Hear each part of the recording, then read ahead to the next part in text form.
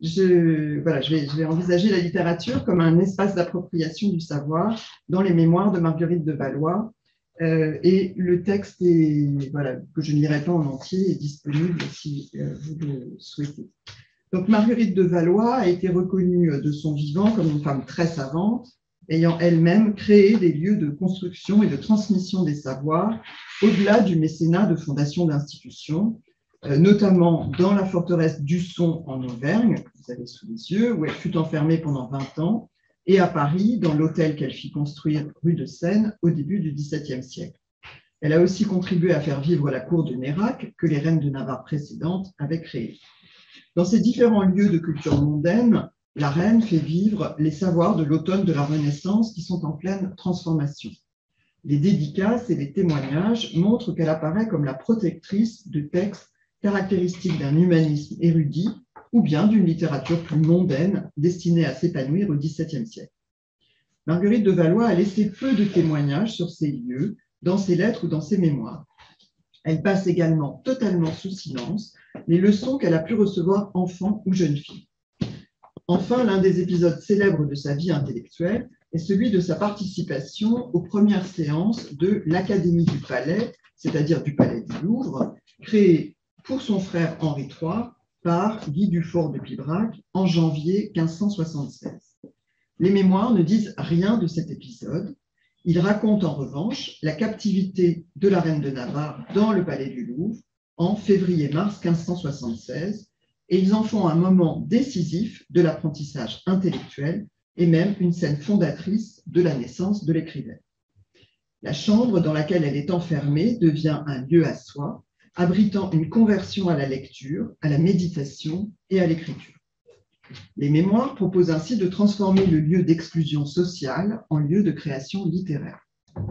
Ce renversement peut-il être interprété comme une appropriation par la reine des lieux dans lesquels elle a vécu, une figuration très neuve d'un lieu de retrait et d'exclusion en lieu de savoir? Comment peut-on mettre en rapport ce qu'on sait de la participation de Marguerite de Valois à la construction de l'Académie, institution majeure du savoir, avec ce qu'elle dit de ses apprentissages solitaires, confinés dans le même palais du Louvre? Que peut-on savoir aujourd'hui de la pratique de la construction des savoirs au Louvre en 1576 pour les femmes et les hommes? Donc, cette situation, en fait, relève d'un double mystère. L'histoire de l'Académie du Palais, comme celle de Marguerite de Valois, contiennent toujours d'importantes parts d'ombre. D'après Robert Silly, les premières séances de l'Académie du Palais se tinrent mi-janvier 1576. 2 fois par semaine, le roi réunissait dans son cabinet des personnes choisies pour leurs qualités intellectuelles et pour la culture qu'elles pouvaient transmettre au monarque. La description la plus exhaustive que nous ayons de ces séances initiales est donnée par une dépêche de Morosini, ambassadeur de Venise, datée du 3 février 1571. Je vous traduis le passage que vous avez sur le diaporama. Le roi sérénissime, depuis quelques jours, a commencé après le dîner à se retirer dans un de ses cabinets qui n'a aucune fenêtre qui l'éclaire, où pour se voir, on a besoin d'utiliser des chandelles toute la journée. Là, Sa Majesté fait entrer 4 ou 5 jeunes gens de cette ville qui font profession d'être poètes et d'humanistes, et avec eux, Monsieur le duc de Nevers, le grand prieur son frère, Monsieur Pibrac, Monsieur de Sauve, ainsi que des dames, la reine de Navarre, sa sœur, Madame de Nevers et la maréchale de Ré, qui professent tous être amateurs de poésie. Retiré là, il charge un de ces jeunes gens de faire l'éloge d'une des vertus, créant de l'émulation pour que chacun termine le raisonnement, proposant l'un après l'autre son argumentation en réponse à ce qui a été dit. Cet exercice consume beaucoup du temps de Sa Majesté, ce qui donne peu de satisfaction à la reine-mère et à tout un chacun qui voudrait, en un temps si plein de calamités, le voir s'occuper des choses nécessaires à Sa Majesté et non de ses divertissements. Donc, les poètes et les humanistes, ce sont Ronsard, Baïf, Desportes, Pontus de Thiard et Jamin. Quelques lignes d'Agrippa d'Aubigné dans l'Histoire universelle donnent moins de détails pittoresques, mais confirment l'organisation de ces séances 2 fois par semaine. Aubigné écrit « en son cabinet pour ouïr les plus doctes hommes qu'il pouvait et même quelques dames ». Elles rendent aussi crédible l'hypothèse de séance commençant en janvier, car Agrippa d'Aubigné déclare y assister. Or, il quitte la cour le 3 février 1576. La question des dates n'est pas sans importance. En effet, Agrippa d'Aubigné quitte la cour avec Henri de Navarre, qui s'évade le 3 février 1576. Or, c'est cette évasion qui provoque le confinement de Marguerite dans sa chambre, selon le récit des mémoires de la reine. Donc, vous avez le texte et je l'ai lu dans le désordre dans un podcast qui est disponible sur le site de Cité des Dames et sur le site de Aware. Henri III donc, tient sa sœur pour complice de leur frère François d'Alençon et de son mari Henri de Navarre, qui mènent tous les deux le parti des malcontents contre le roi de France dans la 5e guerre de religion. Dans une scène saisissante, Catherine de Médicis, la reine-mère, donc, vient annoncer à Marguerite qu'elle ne peut plus quitter sa chambre. Voici le passage. « Ma fille, vous n'avez que faire de vous hâter de vous habiller. Ne vous fâchez point, je vous prie, de ce que j'ai à vous dire. Vous avez de l'entendement. Je m'assure que vous ne trouverez point étrange que le roi se sente offensé contre votre frère et votre mari, et que, sachant l'amitié qui est entre vous, il craint que vous sachiez leur partement, et est résolu de vous tenir pour otage de leur déportement. Il sait combien votre mari vous aime, et ne peut avoir un meilleur gage de lui que vous. Pour cette cause, il a commandé que l'on vous mît des gardes pour empêcher que vous ne sortiez de votre chambre. Aussi que ceux de son conseil lui ont représenté que si vous étiez libre parmi nous, vous découvririez tout ce qui se délibérait contre votre frère et contre votre mari, et les en avertiriez. Je vous prie, ne le trouvez mauvais. Ceci, si Dieu plaît, ne durera guère. Ne vous fâchez point aussi si je n'ose si souvent vous venir voir, car je craindrais d'en donner soupçon au roi. Mais assurez-vous que je ne permettrai point qu'il vous soit fait aucun déplaisir, et que je ferai tout ce que je pourrai pour mettre la paix entre vos frères. » Marguerite raconte ensuite comment elle se trouve dans un strict isolement. Elle, s'en retournant, je demeure en cet état quelques mois, sans que personne, ni même mes plus privés amis, m'osassent venir voir, craignant de se ruiner. Le seul brave grillon est celui qui, méprisant toute défense et toute défaveur, vint 5 ou 6 fois en ma chambre, étonnant tellement de crainte les cerbères que l'on avait mis à ma porte, qu'ils n'osèrent jamais le dire, ni lui refuser le passage. La reine se réconcilie alors avec son mari grâce aux lettres qu'ils échangent. Dit que je reçus cette lettre étant encore captive, qui m'apporta beaucoup de consolation et soulagement, et ne manquait depuis, bien que les gardes eussent charge de ne me laisser écrire, aidée de la nécessité mère de l'invention, de lui faire souvent tenir de mes lettres. Marguerite de Valois raconte qu'elle est libérée parce que son frère, François d'Alençon, refuse de négocier sans elle. Elle participe donc aux négociations de la paix de Sens, conclues début mai 1567. Une double question se pose donc, à la fois celle de savoir quand les séances de l'Académie du Palais se sont-elles tenues, et à quelle séance Marguerite a-t-elle pu assister. Au témoignage précédemment mentionné, il faut ajouter un document exceptionnel étudié par François Rouget. Il s'agit d'un album manuscrit, dont vous avez quelques images ici, conservé dans une collection privée et qui contient des discours de l'Académie du Palais, copiés pour Marguerite de Valois. La reine a porté en marge de certains textes des annotations. Alors, François Rouget pense qu'il n'est pas incompatible que Marguerite soit confinée et qu'elle puisse assister aux séances. C'est possible, mais ce n'est pas ce qu'elle laisse entendre. Elle donne le récit d'une stricte réclusion qui lui donne l'occasion de s'instruire de manière solitaire. Et voilà donc comment elle raconte son instruction. Ayant passé le temps de ma captivité au plaisir de la lecture, où je commençais lors à me plaire, n'ayant cette obligation à la fortune, mais plutôt à la providence divine, qui dès lors commença à me produire un si bon remède pour le soulagement des ennuis qui m'étaient préparés à l'avenir, ce qui m'était aussi un acheminement à la dévotion, lisant en ce beau livre universel de la nature tant de merveilles de son Créateur, que toute âme bien née, faisant de cette connaissance une échelle, de laquelle Dieu est le dernier et plus haut échelon, ravi, se dresse à l'adoration de cette merveilleuse lumière, splendeur de cette incompréhensible essence, et faisant un cercle parfait, ne se plaît plus à autre chose qu'à suivre cette chaîne d'Homère, cette assez agréable encyclopédie qui part de Dieu et retourne à Dieu même, principe et fin de toute chose. Et la tristesse, contraire à la joie, qui emporte hors de nous les pensées de nos actions, réveille notre âme en soi-même, qui, rassemblant toutes ses forces pour rejeter le mal et chercher le bien, pense et repense sans cesse pour choisir ce souverain bien auquel, pour assurance, elle puisse trouver quelque tranquillité, qui sont de belles dispositions pour venir à la connaissance et amour de Dieu. Je reçus ces deux biens de la tristesse et de la solitude à ma première captivité, de me plaire à l'étude et m'adonner à la dévotion, bien que je n'eusse jamais goûté entre les vanités et magnificences de ma prospère fortune. L'épisode de l'hiver 1575-1576, tel qu'il est raconté par Marguerite de Valois, ne fait donc aucune mention des séances de l'Académie. Est-il pour autant sans rapport avec ces séances, ou fabrique-t-il délibérément un récit qui construise un autre mythe de l'apprentissage, gardant la trace de la réalité gouvernée par le pouvoir masculin? L'examen des lieux mentionnés dans le récit de la mémorialiste permet d'avancer des hypothèses. D'abord, le cabinet du roi. Donc, Marguerite n'évoque pas les séances de l'Académie, mais elle évoque le cabinet du roi, pièce dans laquelle peuvent avoir lieu les séances. C'est une pièce caractéristique des transformations des logis royaux français de la Renaissance en véritables appartements constitués d'une suite de pièces, salles, antichambres, chambres, cabinets, permettant de réserver l'accès au roi. Donc, selon Bertrand Gestas, Catherine de Médicis est la première à doter son appartement de Fontainebleau d'un cabinet en 1548. La petite pièce, inspirée de modèles italiens, est un des lieux privilégiés de la politique. On peut s'y retirer pour réfléchir ou pour converser avec un cercle choisi. On sait que les princes de la Renaissance en font aussi parfois un lieu d'exposition, un cabinet de curiosité qui rassemble les collections du maître.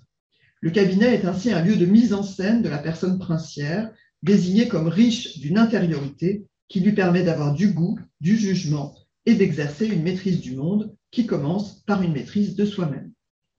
Au Louvre, le cabinet du roi se situe après la chambre du monarque, dans le pavillon du roi au premier étage. L'accès y est réservé selon les règlements royaux, comme celui que vous avez sous les yeux édicté par Charles IX. Le roi a sans doute plusieurs cabinets, et la description d'une pièce aveugle telle que l'a décrit Morosini pose en fait des problèmes d'identification.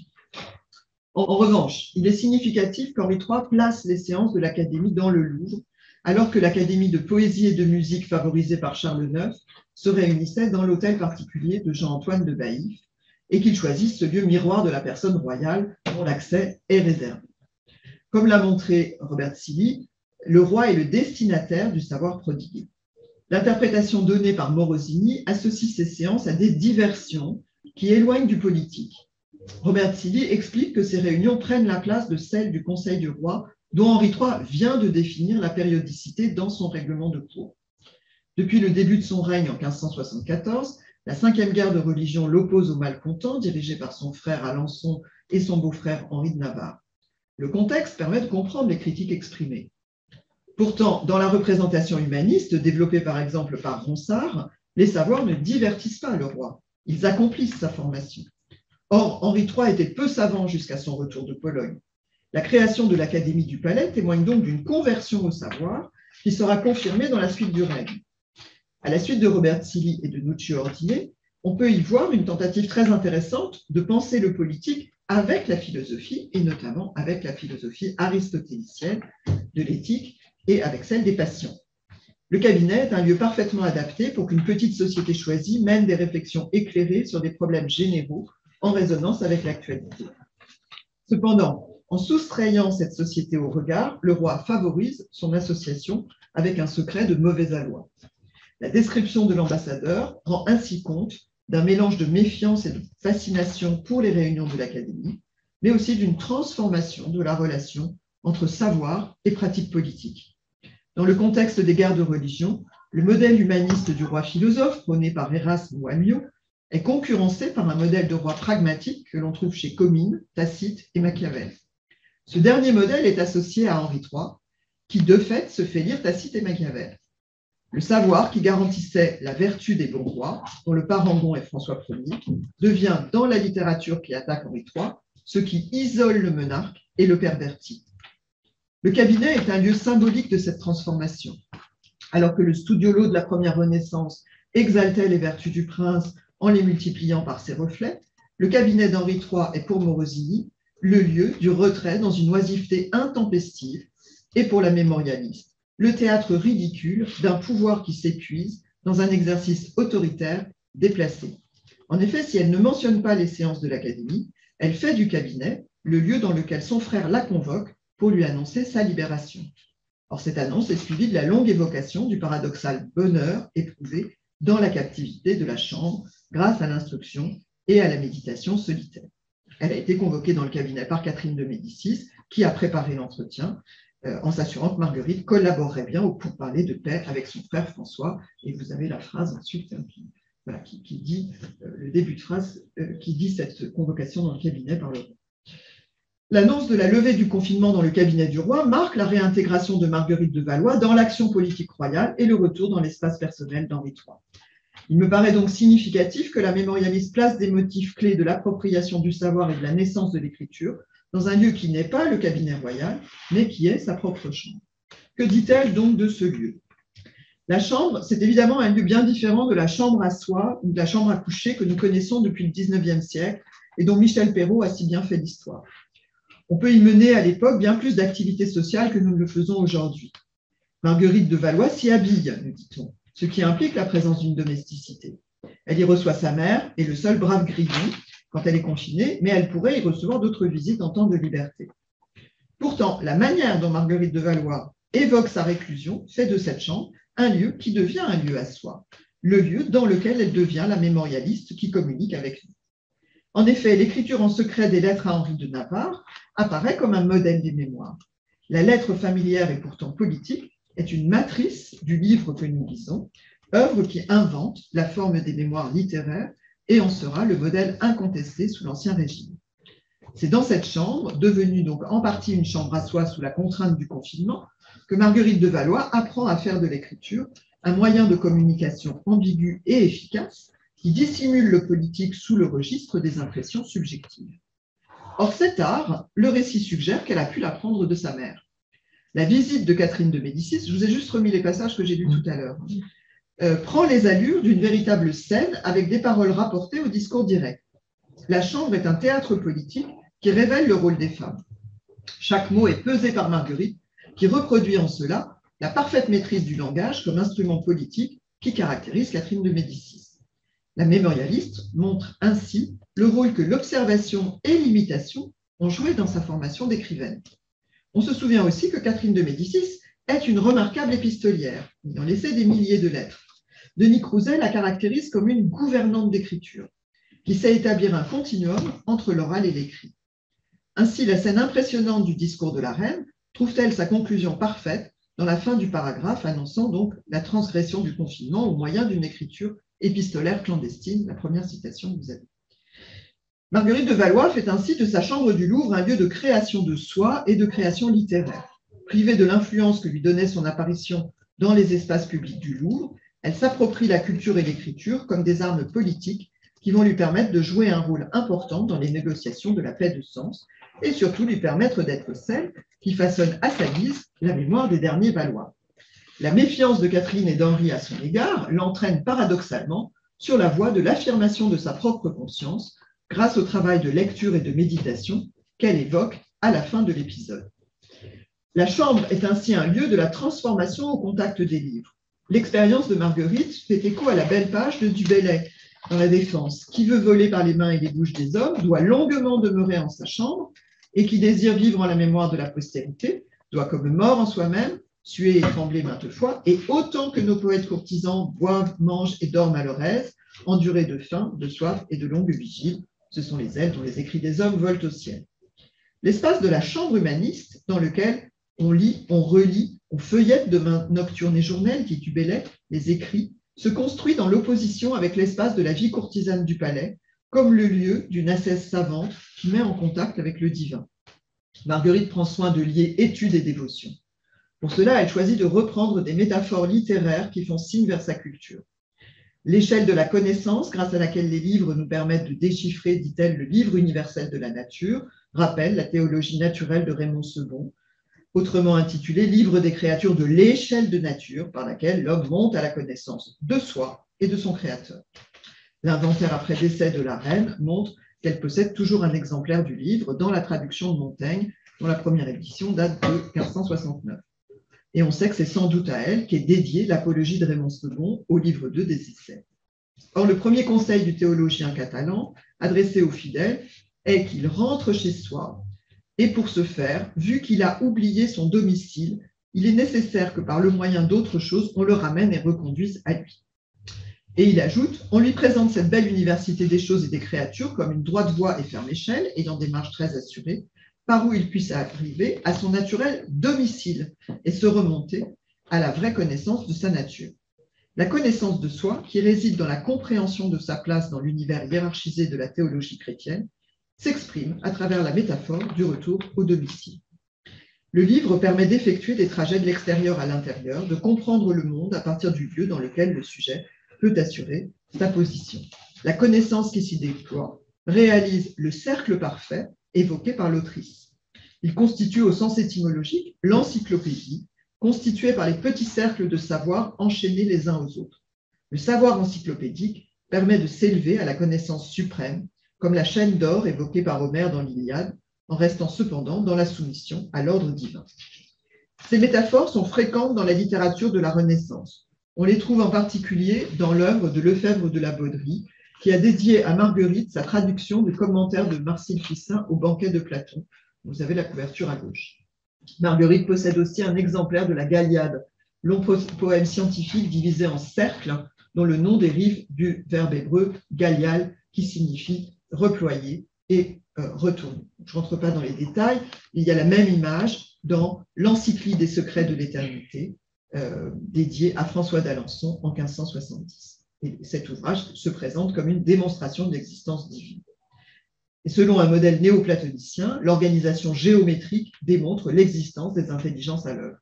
Le cercle fonde ainsi la chaîne dorée qui fait exister l'ordre du ciel à la terre et que le livre vient révéler.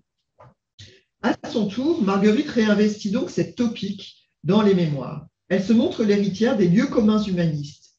Dans ce passage, elle signale sa ferveur passée pour le néoplatonisme. Elle indique également la leçon d'écriture qu'elle en a tirée.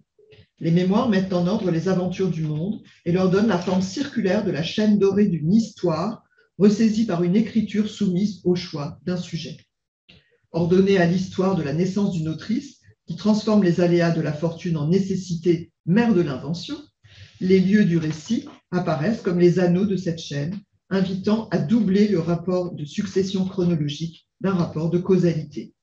De même que les pièces juxtaposées des palais imposent un parcours protocolaire manifestant les hiérarchies, les unités du récit fabriquent les lieux d'un palais de la mémoire, dans lequel chaque pièce est le lieu symbolique d'un parcours initiatique. Donc, dans cette perspective, la chambre de Marguerite apparaît comme un cabinet de la mémoire. L'expression qui est employée, cette expression est employée par un des orateurs de l'Académie du Palais, dont le discours sur les passions de l'âme nous est parvenu. C'est la citation que vous avez sur le diaporama. La mémoire est comme un réservoir et un cabinet où se gardent toutes les images afin de les offrir selon la nécessité. Avant d'être une pièce, le cabinet, c'est aussi le meuble à compartiment qu'elle contient et dans lequel on enferme les objets qui cristallisent de multiples rapports du sujet avec l'objet, des rapports qui s'enrichissent à chaque remémoration. Ce sont ces objets que l'on appelle aujourd'hui par métonymie des souvenirs. On sait par ailleurs que la mémoire est conçue sous une forme spatiale dans la pensée rhétorique élaborée dans l'Antiquité, dont la Renaissance est l'héritière. Pour se souvenir des mots, on les associe à des lieux et on recommande à l'orateur de se représenter mentalement un palais dans lequel chaque pièce est associée à un élément du discours, ou bien une ville, c'est ce que vous avez sur l'image du diaporama. Voilà, c'est une ville mémoire dans un livre. Ce qui permet de se représenter des scènes et de les apprendre, de se les remémorer. Réciproquement, les livres sont souvent assimilés à des édifices à la Renaissance. Or, la mémorialiste semble ainsi fabriquer le texte en associant les lieux rhétoriques du récit à des moments ou à des lieux précis. Marguerite place dans sa chambre un souvenir condensé de son accès au savoir. Elle signale l'importance de ce moment de lecture et d'écriture. Elle ne dit pas, en revanche, qu'il prend place après les premières séances de l'Académie du Palais, qui ont dû être si marquantes. Elle n'évoque pas la réunion aux chandelles en plein jour dans le cabinet privé du roi des poètes qu'elle admire, Ronsard, Baïf, etc., et ses amis, la maréchale de Ray ou Madame de Lignerolles. Elle ne signale pas ses annotations dans les marges de son album et peut-être d'autres livres. En revanche, le texte des mémoires résonne de nombreux échos avec les discours qui nous sont parvenus, tout en affirmant une appropriation singulière de la culture qui s'y exprimait.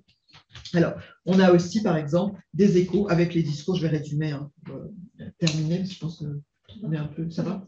Bon, alors, donc, on a aussi des discours qui traitent de la tristesse et de la joie, qui font écho, ou auxquels Marguerite fait écho, en mentionnant la joie. Mais pour elle, en mentionnant vraiment la tristesse. Et pour elle, la tristesse est positive, l'éveil au savoir, alors que dans les discours académiques, on est dans une condamnation de toutes les passions.